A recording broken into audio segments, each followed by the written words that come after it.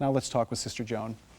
Sister, wonderful to have you back as always. Nice to be with you Thank too, you and for you that know it. beautiful message.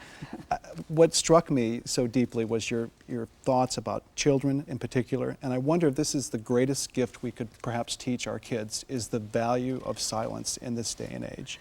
When I began to work on this piece, for the very first time, I sat back in my chair and I said to myself, Joan, does anybody teach silence anymore?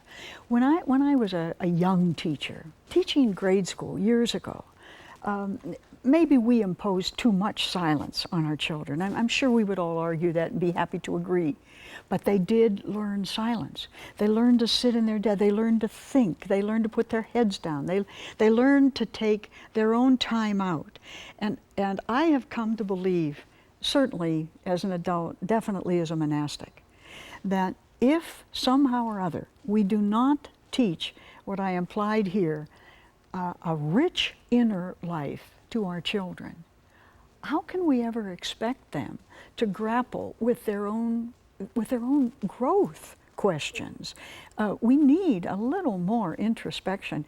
We're a tough and pragmatic and effective and wonderful people, but sometimes it's important to ask whether what we're about to do is worth doing.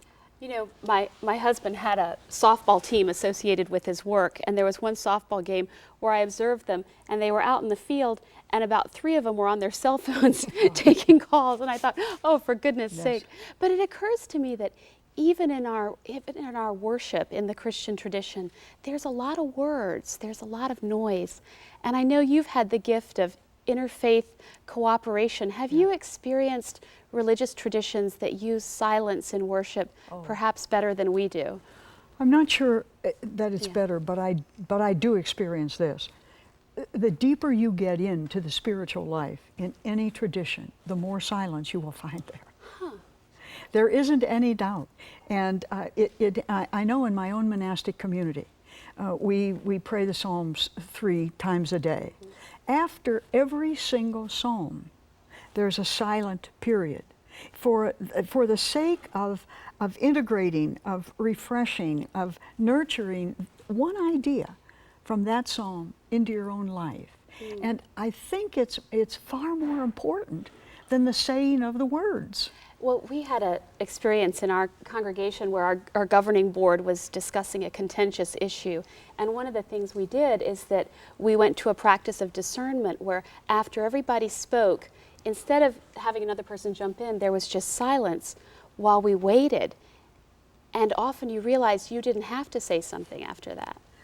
I really think you're right on the nerve. We're busy making our arguments. We're busy getting our points in.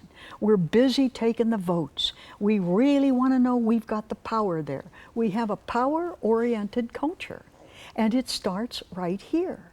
When I heard those 2 children, one was 11 and the other was 8. I hate Americans. I hate the English. I hate them too, the second child. It was absolutely shocking to me to realize that that was what they had inherited from my generation. And if we don't face that, because it's in here, you look at the headlines of today's paper, and if you stop on the headlines alone and said, what do I think about that? Why do I think about that? Why are these people a threat to me? Why is that group a concern to me?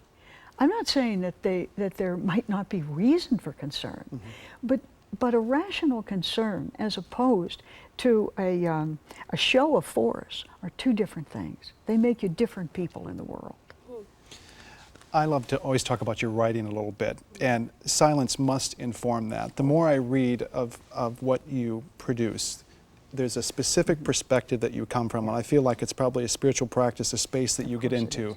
Would you share that with us a little bit as you... Well, sure. If this is what you mean, Dan, stop me if it isn't. I go away alone for 3 months out of the year to write. Alone, 24 hours a day for 3 straight months. And then I go away for another 5 weeks alone to redo that entire manuscript weeks later. Why? Is this a matter of rhetorical practice? Definitely not.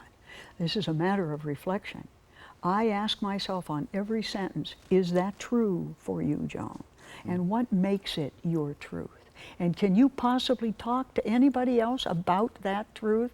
I'm forever, that space, that solitude is what I use to make every word authentic. They may be wrong. They may need a great deal more. They may need challenged at every turn of the line. I'm open to that challenge. I'm very willing to have that challenge because they're not just words slapped on paper. They're the inside of me.